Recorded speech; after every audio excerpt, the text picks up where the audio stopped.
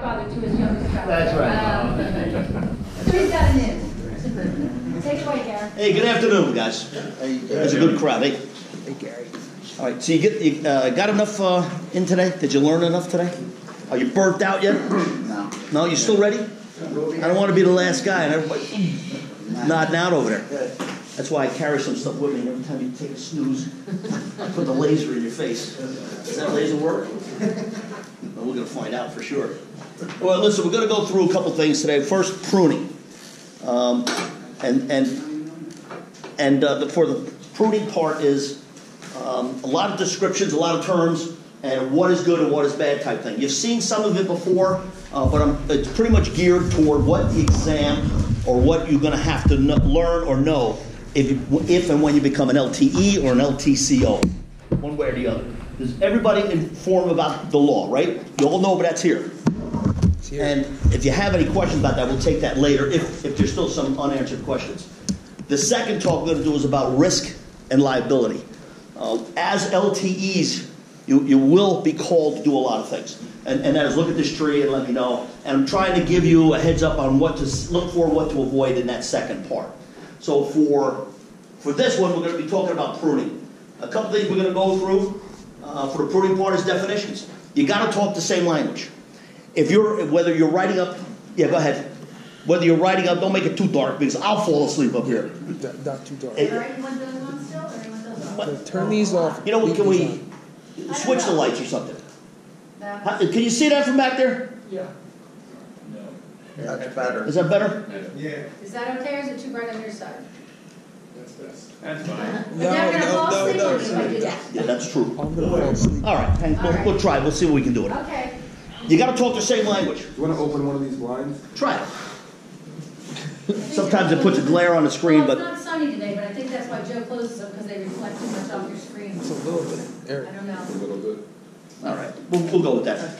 But, okay, talk in the same language. Whether it's contract writing, speaking to your crew, or talking to homeowners, you have to know the terms. And especially for the exam, because there's certain things that you may or may not know that will help you get through that. So, part of definitions, we're going to go through that. Let's see. I'll get another one. Techniques about pruning.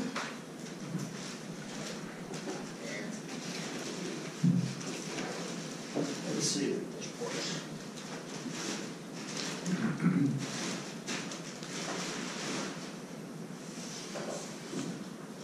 Got it. Now I got two hands to deal with. Techniques, types of pruning, utility issues, tools, customer issues, and standards. We're going to go through all of those. First is the A300 standards. Anybody who does not know what they are? A300. All right, A300 are standards set out by the ISA. What part was that? Part 1, which defines standards of pruning. Too often, this is misinterpreted as the standards, because a lot of specs that I see are you will follow the A300 standards. What this is not a book that describes proper pruning. And I'm going to tell you in the first paragraph when you open it up, this is a book, a manual that in the first paragraph tells you what it is. And what it is they're used to develop written specs for working sites. They're not intended to be used as specifications in and of themselves. So that book is not specifications, it is how to write the specifications, and you take components out of that. And as an example, I've been in court where this was brought up in a report and says, did not follow A300 standards. Well, A300 standards are not something you follow, it's something you use to write. And that's a great credibility issue when you're able, right out of the box, to knock that out and say, that's not the standard. That's what you use to write standards. Equally as important is the best management practices, BMP. Everybody who has not seen these books? Okay, I have copies of them. You can see them if you want to pick them up. I have copies of them here. Same thing with the BMP manual. And right out of the box, right in the introduction, it says pruning is the. Oh, no, that's not it. Same thing. It's reasons pruning is undertaken, explains types, and provides background on pruning cuts, reviews, sample specification. All samples. And you use these to write your specs, whether to your crews or to your customers. This is one thing Shigo said, is pruning is the best thing an arborist can do for a tree, but one of the worst things you can do for a tree. So there's a great difference. A phenomenal difference between pruning correctly and not pruning. If you don't know why you're pruning, don't prune. If you don't know the type of tree you're pruning, don't prune. If you diagnose or prescribe a treatment for a tree and you do not know the species, you're guilty of malpractice. You cannot treat a tree if you don't know what it is. Who here climbs? All right, let me ask the climbers a question. The difference between climbing a white pine and a pin oak. You cut a branch of white pine, one cut, what does it do? Snaps right off. But you can cut a deadwood on a pin oak, and it hangs there forever. So you have to know your species. You got to know what that is. And without knowing the tree you're working on, you cannot do a good job. You don't know when is it flower? When is the sap flow? You got to know those things. So we're going to get real simple, and this is something everybody's been through, I hope. It's branch bark ridge, which is that little ridge that comes down between the main stem and a branch. That is the bridge. It is slightly enlarged area. Sometimes it's wrinkled and it looks almost like it's separating, but it's not. And you have hardwood and conifers, slightly different development on those. And then the branch collar, which is that point C to D, and over here on the conifers. Why is it important not to cut into the branch collar? Seals over. What is it? Seals over. It seals over if you cut into it or don't. If you don't. If you don't cut into it, it seals over. What are so many other reasons not to cut into that collar? You're actually wounding the tree. When you cut inside that C to D mark, you're no longer pruning, you're wounding. And just to give you an example of how critical that is, Shigo, if anybody knows who Shigo is, described that in depth about how wounding a tree works. And really clarified for a lot of arborists at that time. And it is critical because we worked in Central Park, New York City for 10 years as a contractor. And what we would do is we had to make proper pruning cuts. And if we messed up, we had to go back and fix it. And if we made flush cuts, we got 3 chances and we were thrown out of the park. And the way you tell that is when that branch hits the ground, you can see whether or not you cut into that cambium. So it was real critical to make sure you had good pruning cuts all the way around. And that protects the trees and protected their trees. So the conifers are slightly different, but their angle of growth, this is like a white pine with the whorls around here, but that's where you got to cut it, because when you cut out here, you're leaving a stub. And when you cut too far in, you're flush cutting. Because when I started business, it was flush cut that tree. Go up there and flush cut those branches. Because you make that nice elliptical cut, and then it healed over, and everybody thought that was great, but it wasn't. The tree heals better. When you're done with that pruning cut, it should almost be round. So if you're looking at an elliptical cut, you probably made a bad one. And this is some of the annual growth rings on branches. You can see how this is the branch, that's where it was attached to the stem, and you can see the annual rings, how it grows around that, and how when you make that cut in here, how you're now affecting the trunk of the tree. So this is where it wants to be cut, right at that collar. This is the close-up of it. These are the growth rings, there's the collar, that's where you want the cut to be. The branch bark ridge, when it's not so defined, you can see a little swelling right there. They're all there. They all have collars, whether you know it or not. And this is the growth patterns. You can see how it comes up as you add on growth. And how this branch is a weaker union. And just the diagram of how the vessels go up and down the tree. Codominant. Is that a codominant? Is this one codominant? What do you think? Yes? Yeah, this is a codominant stem for sure, but it has a problem, and you'll get into that later. Well, there are 2 or more main stems that are about the same diameter. Codominant stems usually result in included bark. Scaffold branches is well-structured trees. They're a large branch that form the main structure. A branch is a shoot or a stem growing from a parent branch or stem, and then the parent stem is here. This is a little bit busy right here, but the important part is the definitions. Internode is the area between lateral branches or buds, and that's when you make a lousy topping cut. You can see, like here, there's a node, there's a stub cut. There's good and bad on those. Leader, is the terminal up top. You want to always develop a good, strong terminal leader, especially from small trees. And if you have a tree that's medium, you want to you got a codominant stem, you want to subordinate prune that to try to get that main terminal leader, a strong one. Live crown ratio. This is something that you need to consider more and more. Who's heard of live crown ratio? Okay. The live crown ratio is the crown height related to the plant height. So here, from the total height, percentage of this part here, live crown ratio. In order to properly prune trees, as well as knowing the species, you got to know what you're pruning, how you're pruning, and also you don't want to over prune. So the live crown ratio should be 60%, at least 60%. No less than 50% for live crown ratio. LCR is the acronym for that, LCR, live crown ratio. So you want to keep them at 60. If you're looking at a tree, you got to prune it, and someone says, I got to clear the street light, or I want this my front yard. I want to be able to see down the vista down to the lake, and the area and the distance you got to clear is less than 50%. You better do some educating of that client, because there's a lot of problems that come when you prune the tree has less than 60 or 50% LCR. There's problems with the tree, such as falling over, leverage effect. You're going to see that in a minute. Subordination is pruning to reduce the size and future growth rate of a branch or leader. When you have codominant stems, you have to get rid of one of them.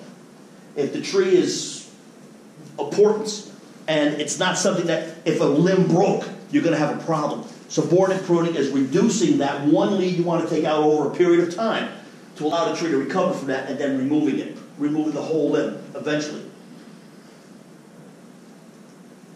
So more definitions, I'm not going to read these, but able to bud, clean, and crown.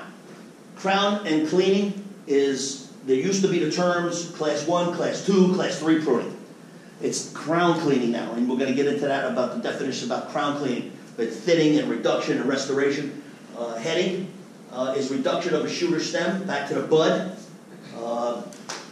That not to be confused with topping, because we'll get into that later. Restoration pruning, which after Hurricane Sandy and the storms we've been having, there's been a lot of that going on. But restoration pruning takes a talent. And you're going to see a picture of how it should be done. But restoration pruning is just not going up to the tree and find that broken limb and topping that thing off and bailing it out. There's a lot more to it, especially if the tree's important. Because what you do now affects the tree for the remainder of its life. You got structure, we want that latent bud. And buds are important because the latent buds they're dormant and usually underneath the bark. And that's when you see sprouts come out. If you see a storm-damaged tree or somebody topped it, the latent buds develop. And that because the tree's been stressed. If that happens, the tree reacts in a catastrophic way. Just a question, I'm just out of curiosity, why do they do away with the classes and just call it crown cleaning? Do away with the classes? I really don't know why they actually did away with it, but it is more descriptive from my perspective, because you have crown cleaning, crown thinning, crown raising, crown reduction, crown restoration. You have those, and then you could put your classes in there. So the old NAA had those, as class 1 was fine pruning, class 2 was 1 inch and greater deadwood, and class 3 then hazard pruning. The crown cleaning sort of focuses to the crew of what they need to do. So you're going to crown clean and you could say to class 2, and you define what the inches are. I just did that the other day, as a matter of fact. The girl in the office was like, what the hell is that? I said, it's crown cleaning, and we're going to do a hazard pruning of 3 inches and greater. So that's very descriptive to the crew. And latent bud, okay. The principles of strong structure is one dominant trunk.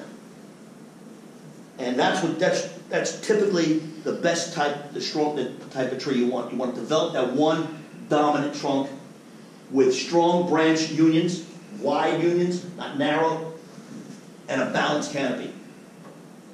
And I show this tree in the background.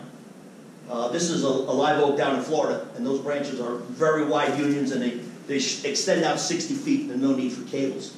The tree does a great job supporting itself. But I show this picture as having a dominant, strong leader and good unions. The reason I do that is because this is in Perth, Amboy. That's City Hall. and Sandy came through here, and the crest of the bay was 28 feet. It didn't reach this building, but the wind broke the tree. But it didn't break the tree. The roof came off the building and hit the tree and broke the limb. So the tree maintained itself and was able to sustain those winds, not only because there's a buffer here, but because it has that kind of structure. And that kind of structure is important in your diagnosis. And just to let you know, this tree is hollow from there down to here. It's hollow. And two of the arborists said, I will remove that tree, because that's the easy answer. Is this tree a risk? They're all risks. Take them all out. That's the safe answer. The harder answer is looking at the tree structure, making sure it's pruned, and that it has good balance and good union, and you could say that tree should be just fine. And not wood, that's not wood, but just in case, it has survived those storms. Well, pruning objectives. There's quite a few of them, and I'm not going to describe them all because we're going to. This is stuff that I think someone wanted this. If I can give this to Laura, she can put it on the website. You can print this out. Reduce risk of stem and branch failure to minimize storm damage. That's, before a storm. If you're in the tree business, before a storm's coming, you get a call. I got to remove this tree. This tree's leaning on my house. I can't sleep at night. The wind blows. Those kind of things. If that's the case, you'd have to remove every tree within striking distance of any structure. So you want to reduce that by reducing the cell effect on branches, thinning them out a little bit, and of course, promote human safety. This is what started the DEP in assessing their trees, was because they had two fatalities.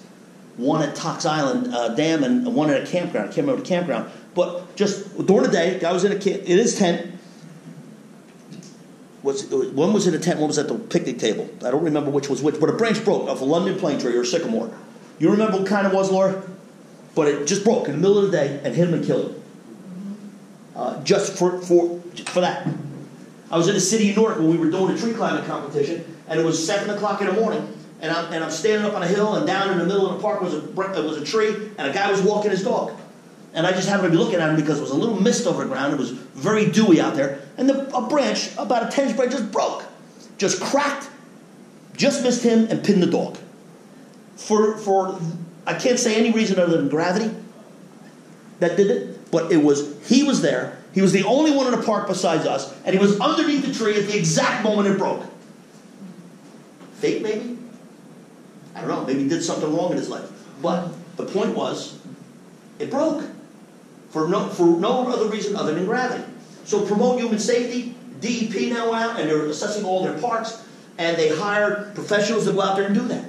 And that's something as LTEs you'll be required to do, or you will be expected, if you're called to do that.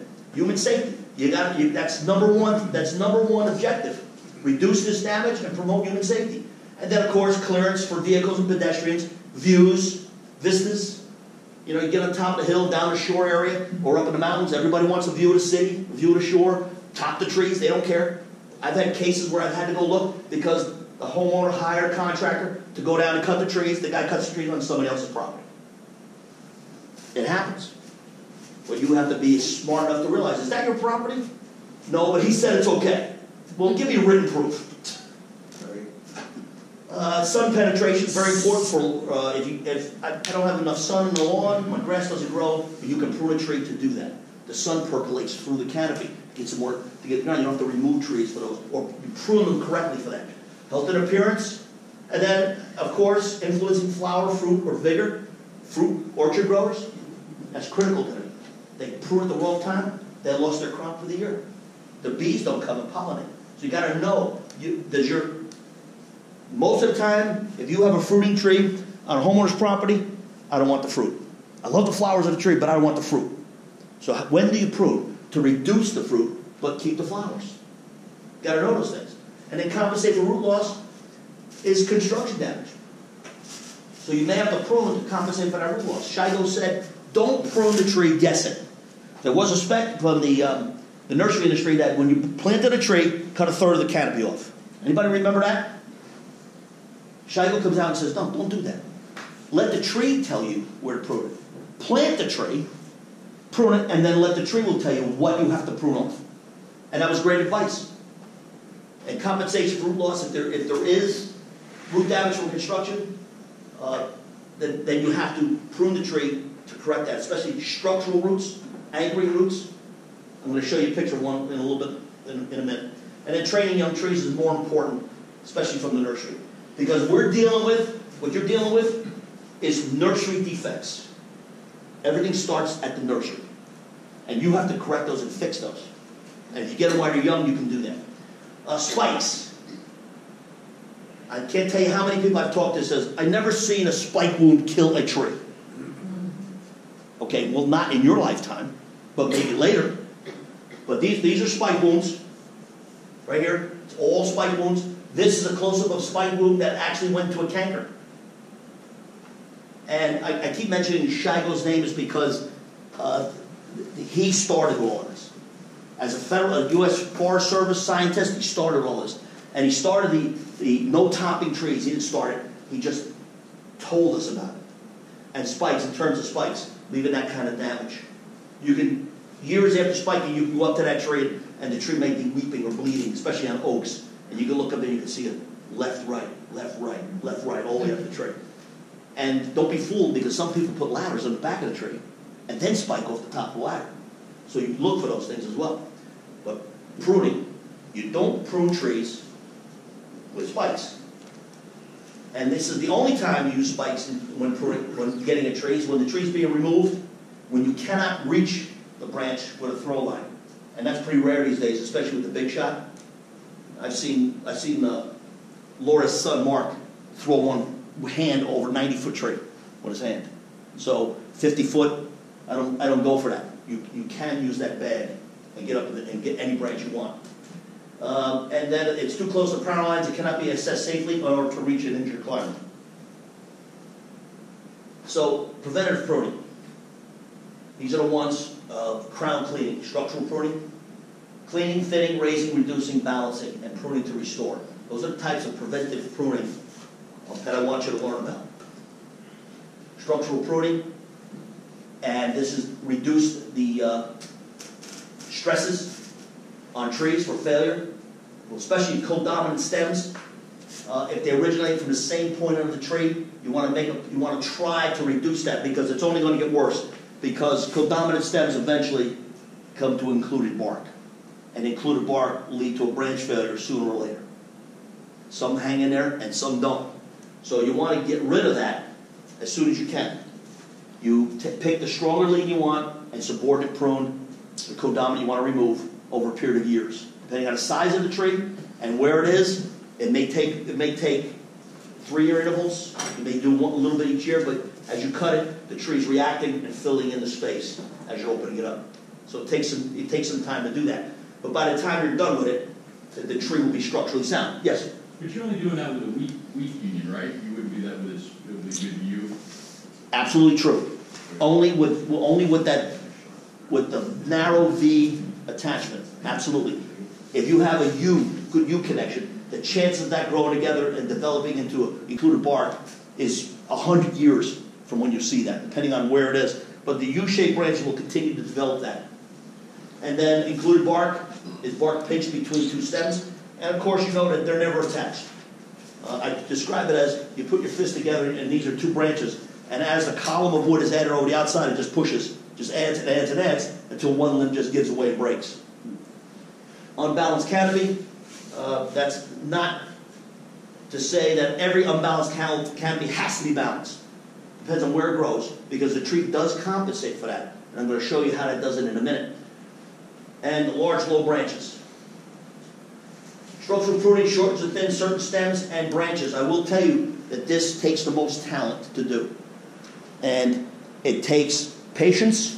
It takes the customer to understand how much time it's going to take. It takes your ability to pick out those branches, and you really got to be right on top of that.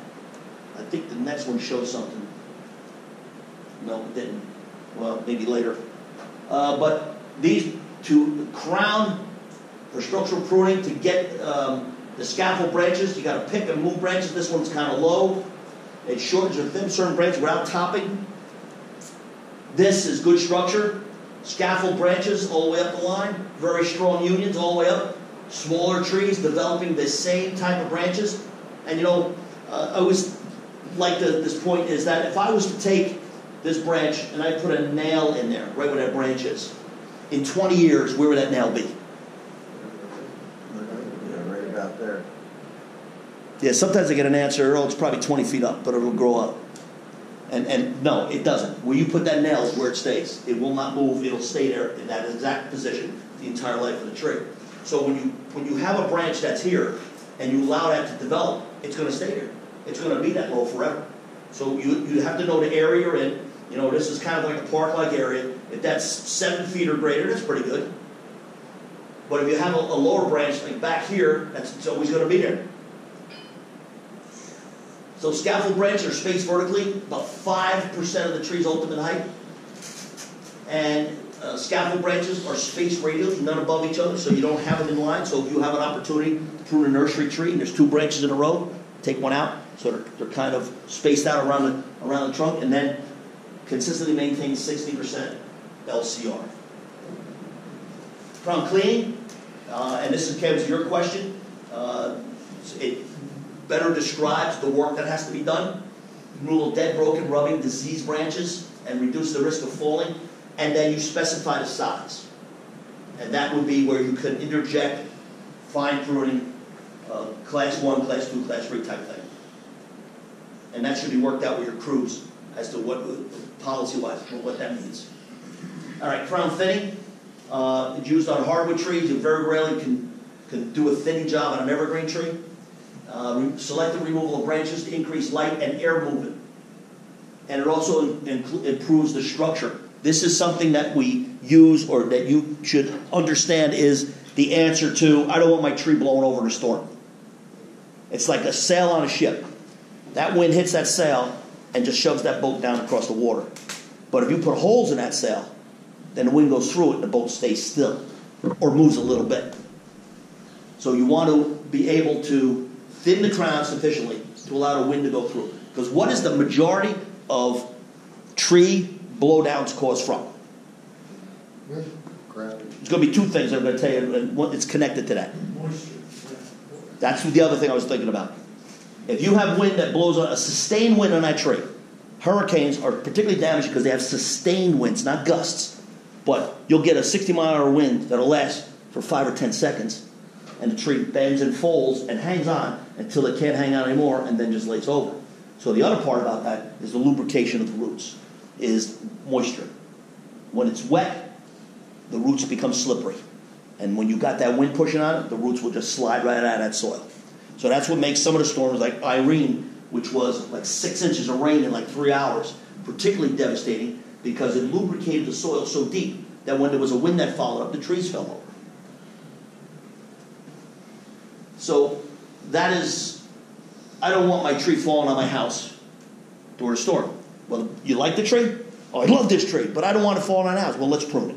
Let's poke some holes in it, and then when you're looking up and you see that umbrella underneath there, you're able to see the blue sky between the leaves, giving you some indication that you thinned it enough. And select the removal of small live branches to reduce the density or the weight on long branches, increases light and air, and then reduce the risk of storm damage. That's what pruning is. Crown raising is simply the removal of the branches, usually to get clearance.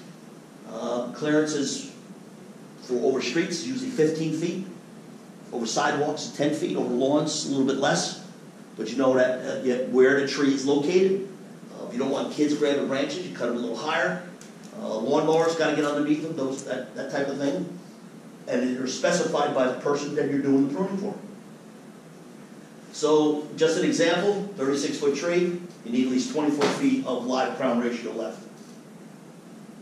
And best done, period of years. You don't want to do everything all at once.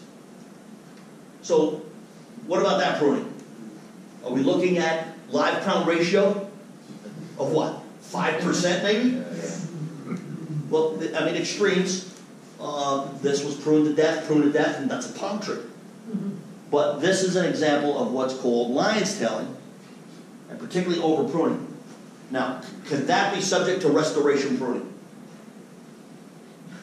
It can. One cut at the bottom. Tree's done, basically. This one particularly is wrapped up. And this is poor pruning by bad company. That's way too much. So this is lollipop kind of effect. It's got a great lever. Wind's going to come and snap these branches off better, more frequently than would have been left it alone. Yeah. In Monmouth County, the power companies Yes. are really destroying the trees by the power lines. Yes. Now, technically, that's bad pruning, right? Yes and no. Okay. And I can explain if you want to hear it. Sure. But as you know, the utility company has to prune trees. And part of the thing Laura didn't tell you is I was a utility forester for 2 years. I worked in Monmouth County for distribution for JCP&L. At that time it was called GPU, on distribution line and transmission line. And there is bad pruning that's done by bad crews, good pruning done by good crews, but the good pruning is far and few in between. You got to have electrical service. You got to have a clearance. Nobody likes to get up in the morning and find out their lights don't work. That's number one. Number two is there is a way of doing it. It's called directional pruning. And when I was there, I implemented a policy that all the crews come to training and they learn how to directional prune. If you go to North Jersey and you see a three-phase power line go through the middle of a tree, it looks like a tunnel, up North Jersey, that's perfect because it has a canopy, the tree still looks good, and the interior growth is slow to none because there's no sun there. So the coming back to reprune, you reduce your cycle and double the cycle from 4 to 8 years. So we wanted to get the directional pruning to get the trees to go around the wires instead of being cut in an L shape.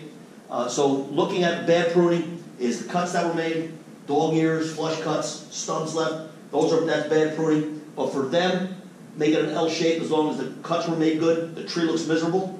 It really does. But if the cuts were good, it's good pruning, but bad overall aesthetics.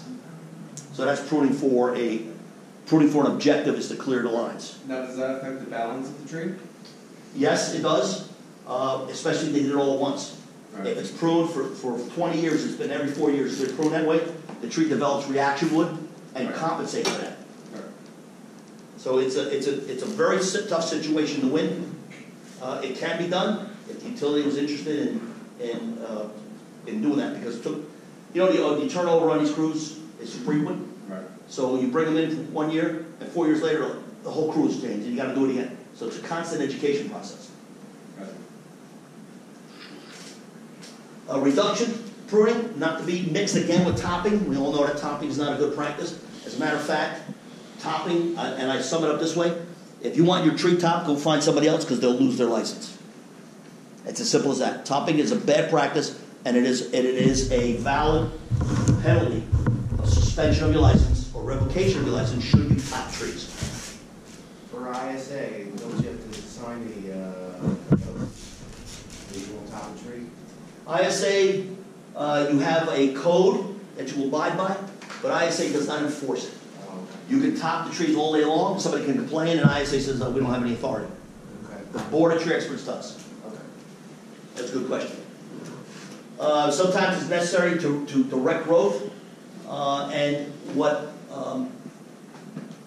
sometimes you have to, I'm going to show you crown reduction, which is a little better description than this.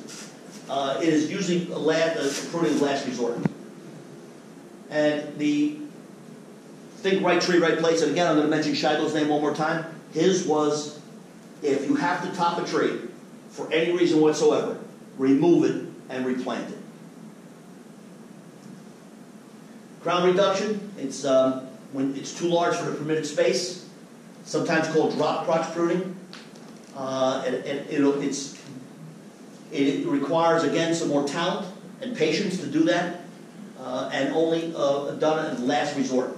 I think I'm going to show you something on that. Let's see. And this is what we're talking about, utility lines.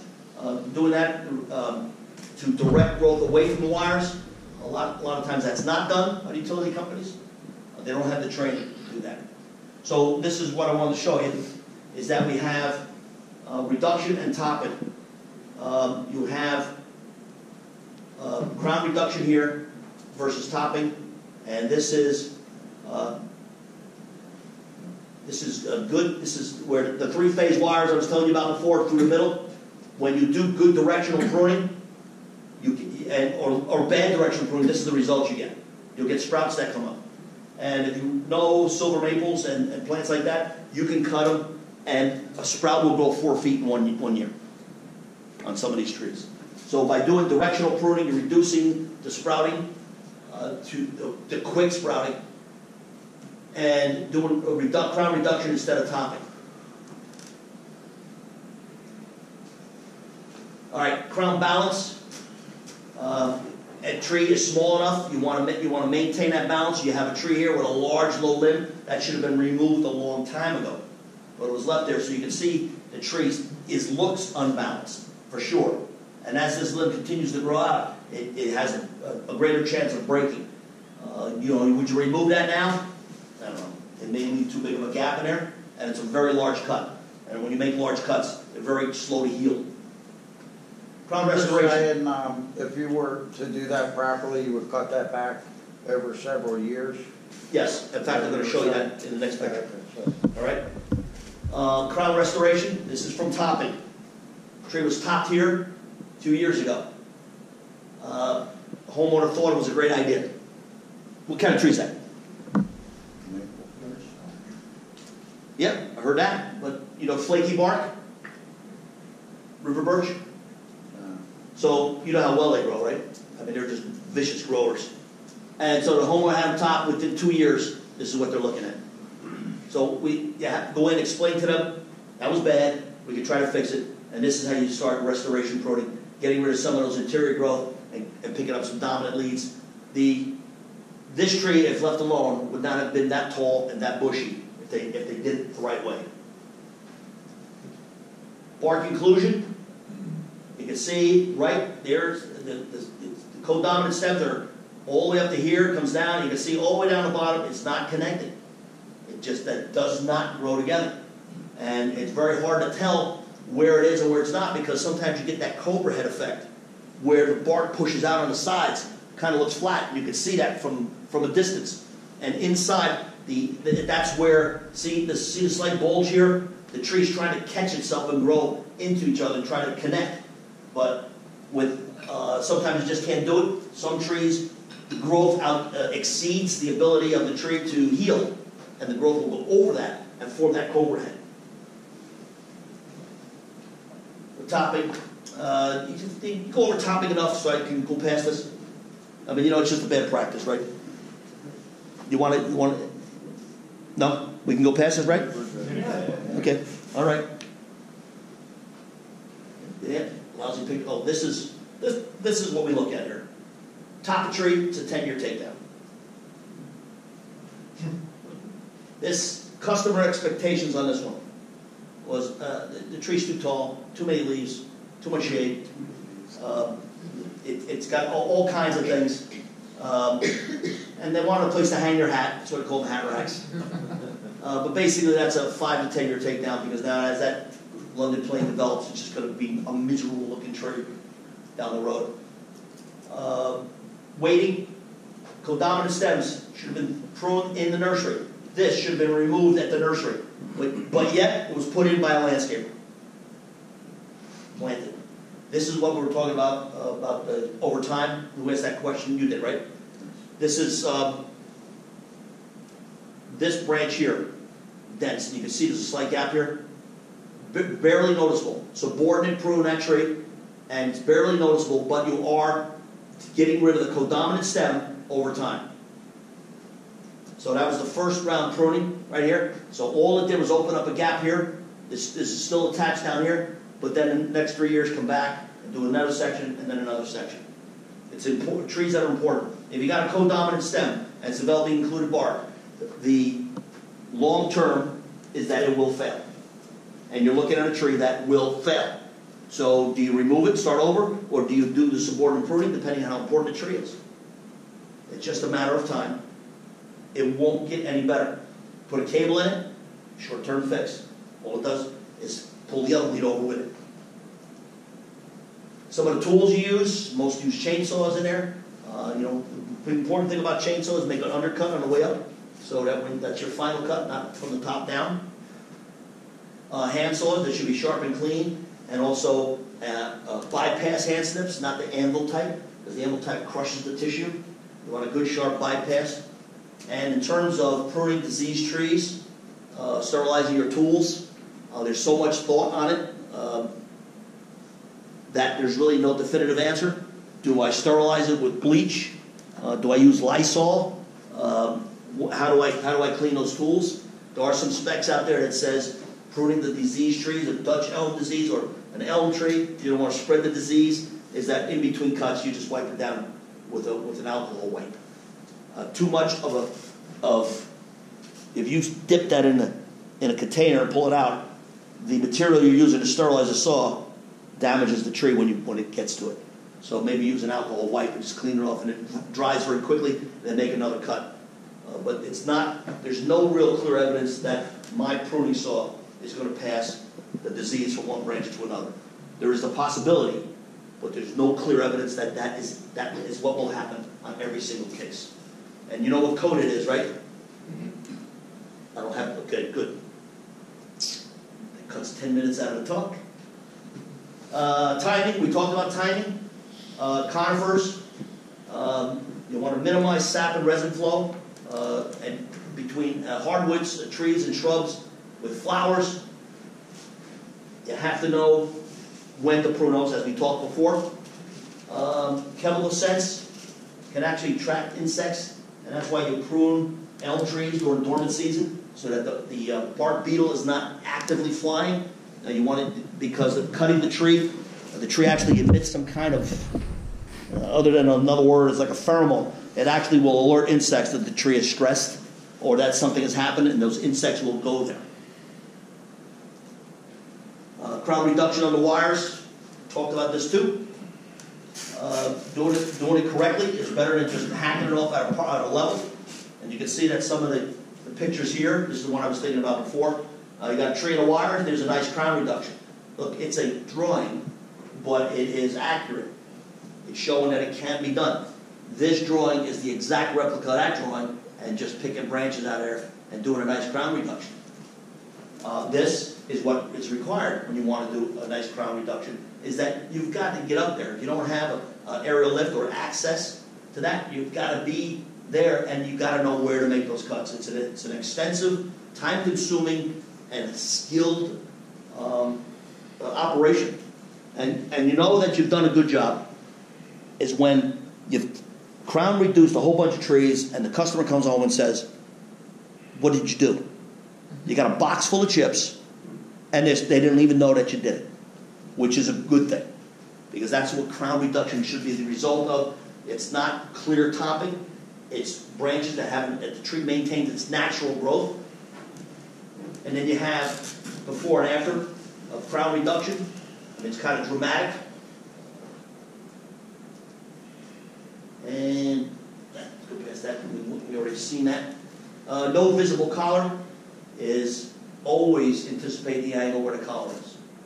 Right from the branch bark bridge down at a slight angle. Are these cuts good or bad? Bad. How can you tell it's bad? The left one here is, what is it? It's oval, right? And also, look at the moonwood. It's on the side, not the top or bottom. Not countless. Right. And this one here, what does that indicate? Yeah, it indicates it was cut into the trunk. And when the other end of this, and I keep forgetting to get a picture of it, but you take that branch, you turn it over, and you look at it. And that's what they looked at in Central Park. They would pick up the stubs and look at the bottom and say, you cut the canopy. All right, process the pruning. It's always a visual inspection. We tell the tree climbers in our climate class that when you get out of your truck, you're looking at the tree already and you're assessing before you even get there. And as technicians or LTEs, whatever or LTCOs, you're always assessing trees. You're always assessing it from the minute you get out. You get an eyeball on it. You're looking at it. So looking at the prune, it's always good from the distance, because you want to see what that tree looks like and what it needs. and then getting into the tree, and then having somebody on the ground saying, yeah, you did it, or no, you missed something. So use the 1/3 and 1/4 rules of pruning, which is never remove more than 1/4 of the tree's crown in a season. So regardless of the circumstances, you want to try to stay to that 25%, no more than 25% at any one time. And mature trees, that's extremely critical. The older or mature the tree is, the more sensitive it is to over pruning and removing of crowns. Side branch should be 1/3 smaller than the diameter trunk, so it's the 1/3 rule. If you're cutting a branch back to another branch, you want to make sure that it's 1/3 or larger the size of the branch that you're leaving, so that the branch will support it. If I take a 6-inch limb and I cut it to a 1-inch branch, that branch cannot support that limb, and it dies. It will die from the bottom, it will start decaying, and eventually break and fall off or die completely. So you want to keep that 1/3 diameter rule on cutting branches back to a lateral. Let's see. Yeah, this we already talked about, the radial branches. And always maintain LCR. Always look at that live crown ratio. And that's before you get into it. And unions, this is what we talked about before. Good, strong unions. This, a great, strong union, branch, bark, ridge in the middle. And that tree will continue to add on columns of growth. This one here is already too late. Every year that adds on growth is just going to put more and more pressure on that union. And that's codominant stems and subject to, if possible, subordinate pruning. Over mature trees. This is a pretty good diagram, but primary branches, number one, you don't want to remove any primary branches, especially on older trees.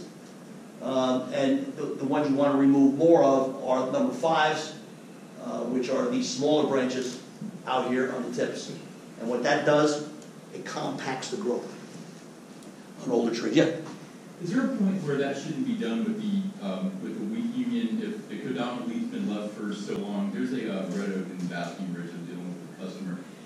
I mean, this thing's at least 150 years old. And it's been pruned lightly, but nothing crazy. So I can tell nothing's ever been done with the weaker of the two leads. And I'm in a place where I'm trying to, because it's really obviously it's a mature tree, and I don't want to do, because it's not producing new live growth the way it's a young tree. Are they pretty much codominant in size? One's a few inches smaller, but they're both about 5 feet in diameter. So I would imagine that removing one is going to be a significant impact to the canopy. Right. Yeah, it's too late at that point. Too late, right. And the thing is, cabling and bracing will be temporary fix, but the customer has to be aware of that. Take a picture, come down. This is the issue. And is it near a house? No, it's actually in the back, kind of off to the side. It's by a playground. Yeah, it's too late to do anything with it, for sure, without drastically removing the tree, because by the time the tree recovers, it's probably going to age out. All right, I already mentioned this. Old trees will decline from removing too much live tissue. 10% is what you want to do on mature trees, particularly beech trees. They're extremely sensitive to over pruning. They're sensitive to over mulching as well. So you don't want to do any more than 10% for any tree, any older mature tree. And as you can imagine, there are different trees that live at different ages. You said Basket Ridge. They just removed the Basket Ridge oak a couple days ago, right? Yeah. So that was 600 years old. White oak. But you take the same, you go pin oak, and what are you going to get out of it? 80 years maybe. So you got to know that. So if you're dealing with a Basket Ridge oak and you got an included bark situation, and it's 100 years old, you got another 500 years to correct itself. But other than that, I wouldn't do anything. If I can only remember. Why did I put this in there? Branches in Seattle. I don't know why. Anyway, I mean, that's the results of topping, and that's just a diagram of how to do restoration of topping. And then weeping cherries. I threw this in here because I see this all the time. Somebody takes a hedge trimmer and just walks it and makes a nice level. Looks real good, but all those cuts have been torn and ripped because hedge trimmers are not meant for pruning trees. And it just damages the tips. You gotta go in there with your hand and snip them out of there, for that. And this is the last slide we have, you got a question? Yeah, what about a Bradford pear? You said, you know, One cut pruning. On Bradford pears. Now, what's the question, I was kidding. I don't know, you always try and reduce them so that you don't get breakage, Yeah. but, I mean, Well, the Bradford pears have a lot of issues. One is the genetic disposition to grow included bark everywhere. yeah, So if you don't have it at the nursery, from the time it's this big, you're not gonna fix it. And a lot of people will reduce the weight, yeah, take the top out. yeah. I've had Bradford pears that were just broken out of the top. In 2 years, you couldn't tell where the break was because it sprouted so viciously. Yeah, But they're hard to kill. They grow a tremendous amount of growth, but they're self-destructive. And it's very difficult to prune those where they won't fail. yeah. And they're very heavy wood. It's extremely dense. Mhm. And you can cut and you can try to prolong that. But the best recommendation is let's start weeding them out. Take some out and replant a better variety than Bradford pear. All right, but you were saying about the topping, you can't, Yeah. you know, I guess, Regardless of the tree, unless it is severe storm damage, topping is not a recommended policy. So you want to save the pear tree by topping it, remove it. okay, Yeah, that's the end result. Because what you're going to get is you kill the parent and all the kids come back to the point. yeah, So it'll be, you'll get results of, immediate results in 1 year. yeah. In 2 to 3 years, you got shrubs from every plant you cut. Lights. That's a problem we have down in Burlington. Turn the lights on. They love their Bradford pears down there, and we try and tell customers, don't plant those. Yes. They want the white flowers, and, You talking about ornamental pears or no, yeah, Bradford pears, yeah. What tree do you recommend Oh, planting okay. between the All right. curb and the sidewalk?